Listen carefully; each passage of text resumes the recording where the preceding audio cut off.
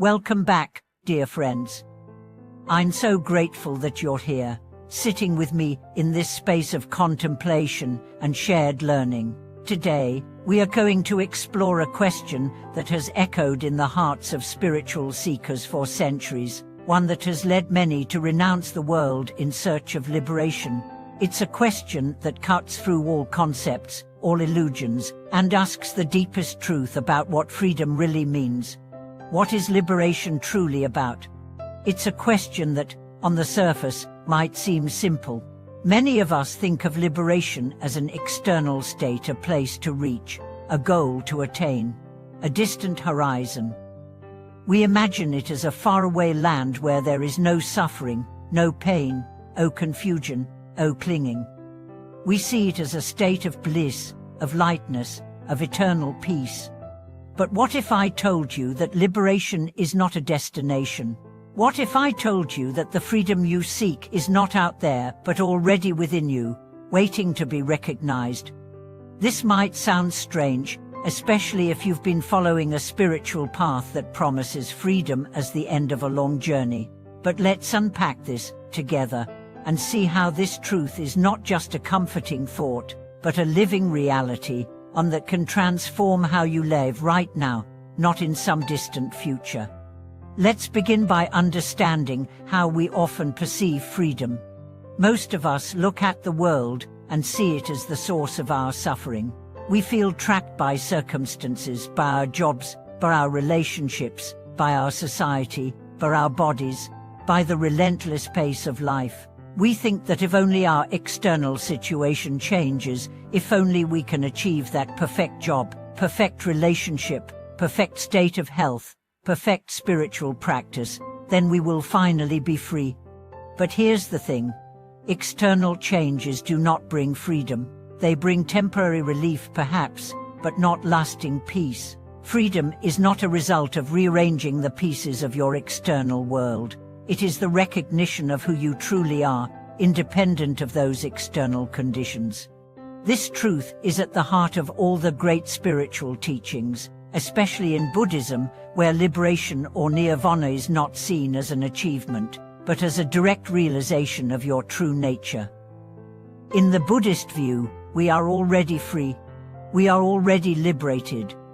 We are simply caught in the illusion of suffering, clinging to the idea that we are separate from the world, separate from others, and separate from the truth of who we are. Let's pause for a moment and take this in. If you think of liberation as something you have to earn or attain, you will continue to chase it forever, without realizing that it's already here, inside you. The very fact that you are searching for liberation is proof that it's already within you. Otherwise, how could you even recognize the need for freedom in the first place? You see, the search for freedom often comes from a deep sense of dissatisfaction, a sense that something is wrong, that life is incomplete, that we are incomplete. But this dissatisfaction is not a curse, it's an invitation. It's the call to wake up to the truth of our existence. It's the call to stop looking outside and start looking within. To truly be free, we must first acknowledge the prison we are living in, not a physical one, but the mental and emotional prison of attachment and identification. We identify with our thoughts, with our feelings, with our stories. We believe that our past defines us. We believe that our desires and aversions control us. We believe that we are our roles, our job, our family, our identity, and that these roles dictate our freedom. But here's the truth. None of these things are who you are. They are simply temporary conditions, experiences passing through the river of your consciousness. They do not define your essence. And when you begin to understand this, you begin to see that freedom is not about changing your circumstances, but about changing your relationship to them. It's not about avoiding life or transcending the world. It's about engaging with life from a place of awareness, from a place of understanding, from a place of acceptance. This is where the true power of meditation comes in. Meditation is not about escaping life. It's not about leaving the world behind. It's about discovering that the world and you are not separate. It's about recognizing that all the thoughts, emotions, and circumstances you encounter are not you, but simply movements in the vast space of your mind. When you meditate, you begin to notice how your thoughts arise. You begin to see how your attachments form. You begin to realize that you are not your thoughts. You are the awareness that watches them. And when you start to see this, you start to realize that freedom is simply the recognition of this truth. You are already free. You were never bound. You were simply unaware of your true nature. The great Zen master Bankai said, "You are already the Buddha." And what does this mean? It means that the inherent freedom and enlightenment you seek are already present, right here, in your very being. You don't need to become anything. You simply need to recognize what has always been true. Let me share a story with you. There was once a young man who lived in a small village. He heard tales of a great teacher, one who had attained perfect peace and freedom. The young man set out on a journey to find this teacher, convinced that if he could just meet him, he would be liberated from all his suffering. After months of travel, he finally arrived at the teacher's temple. He was greeted with kindness and led to the teacher's chamber. The young man asked the teacher, "Master, what must I do to be free of suffering?" The teacher smiled gently and said, "You are already free." The young man was confused. "But I still feel suffering. How can I be free if I still feel pain? If I still struggle?" The teacher replied, "A suffering is not something that happens to you. It is something you create by holding on to your attachment to the idea of me. You suffer because you think you are separate from life.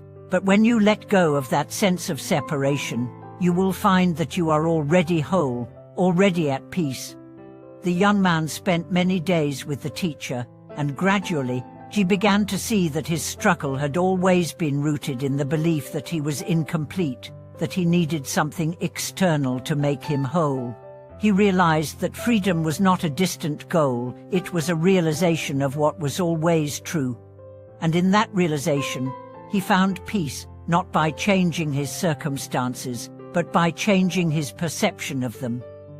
He was free, not because he had attained something, but because he had let go of the illusion of separation. So, what does this mean for you?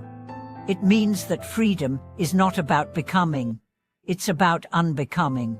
It's about letting go of the idea that you are anything other than what you already are. It's about recognizing the truth that is already here, already present, already complete. And that truth is this: you are whole. You are free. You are already liberated. For now, take a moment to reflect on your own journey. How do you relate to the concept of liberation? Have you been chasing freedom as something to attain? And what would it feel like to simply recognize that it's already within you, waiting to be discovered?